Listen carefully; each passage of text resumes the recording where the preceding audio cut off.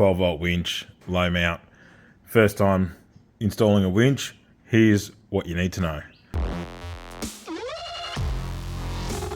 Step 1, follow the instructions.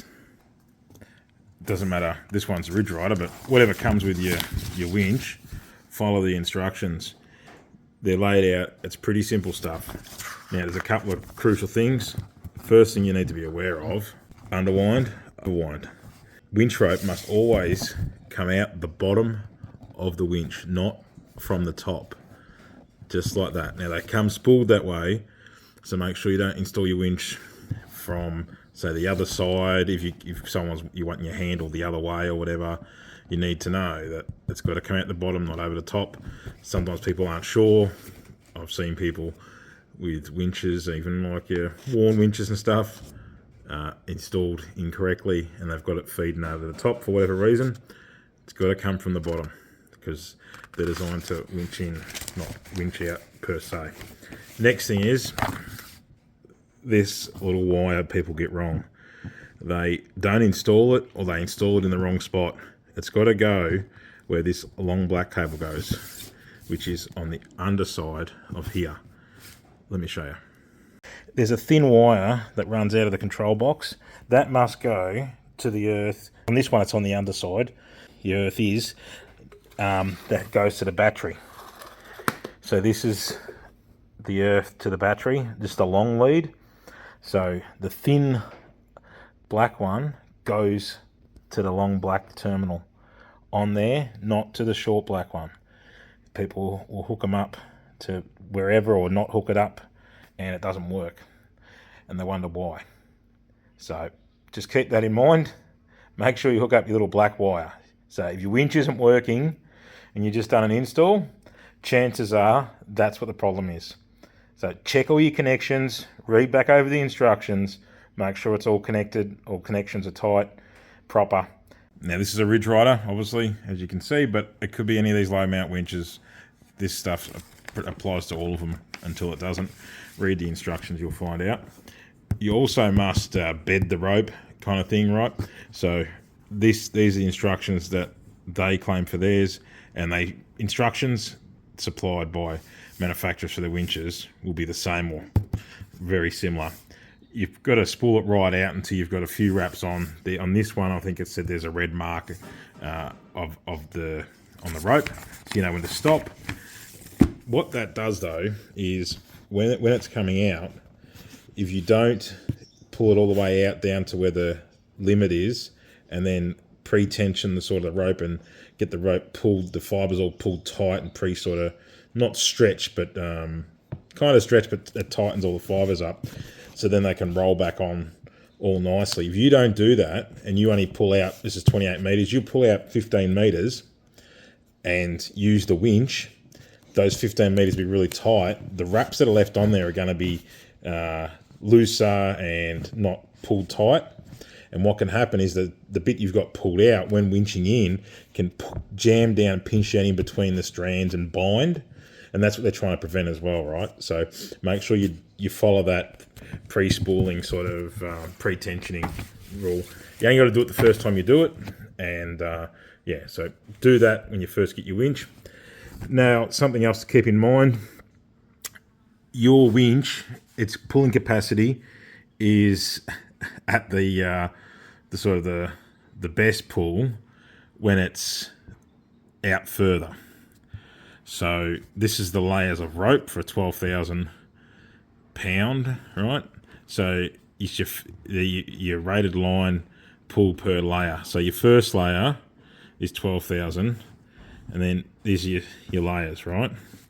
So once you get out, you see the difference here?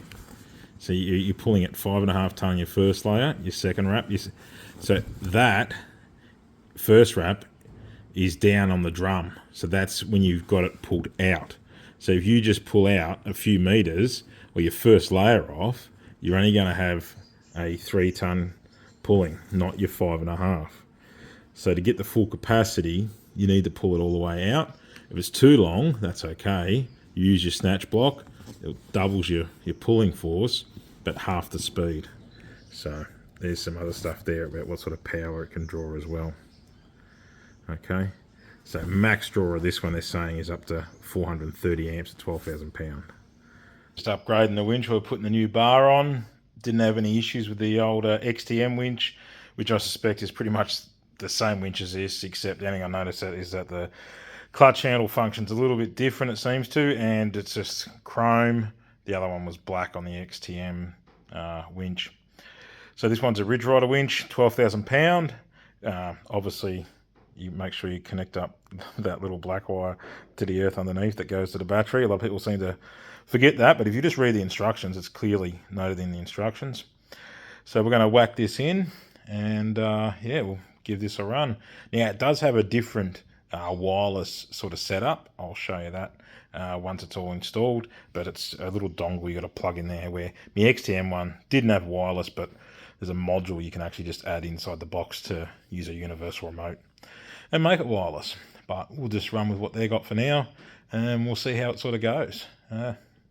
Let's get it fitted. Got it sitting in my cradle.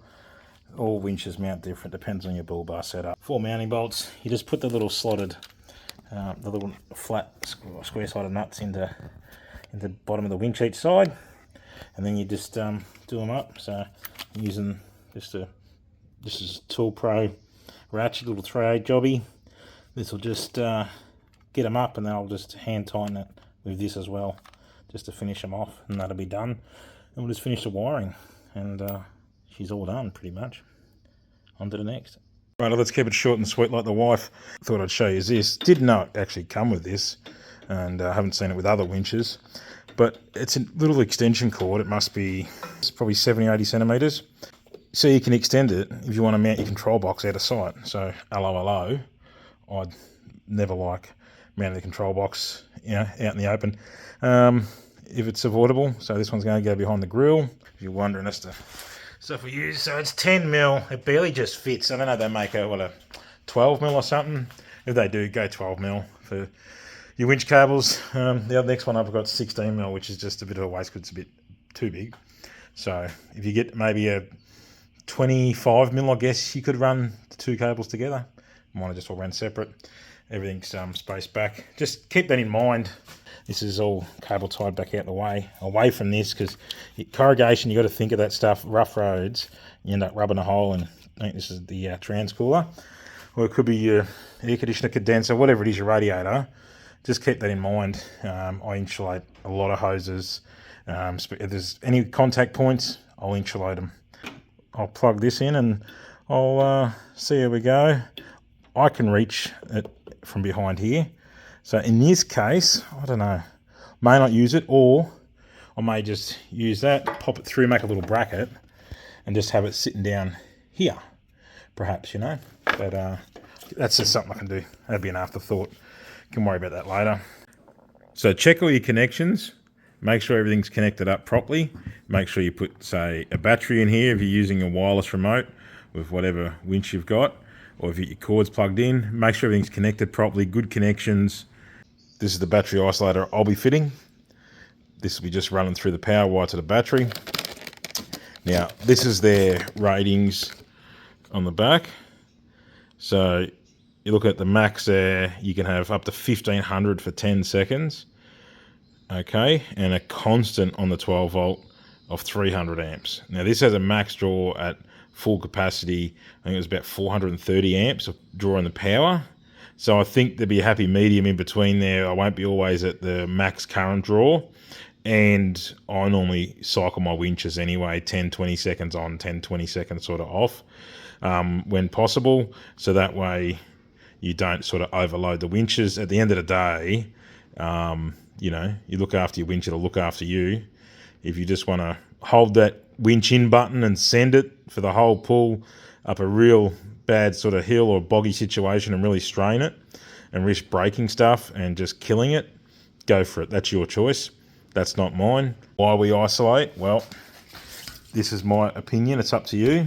But you've got the cables all down through here. Okay. Now, they come up through the front of you, normally behind your radiator support and all that kind of stuff. If you have a hard front impact, it's very easy to slice or damage or get in, and especially, depends where your wires go, but mine go up through here, up near the battery there. It's very easy for those wires to get cut or damaged, okay, in event of an accident, which can lead to vehicle fire, or electrical damage and stuff as well. And it's just a bit of a safety precaution to run a isolator. So you don't have to, that's up to you, but it's nice to know that there's no, full current, battery cables running down into this area of the car if I don't want it to. So this is all just neutralised by running one of these.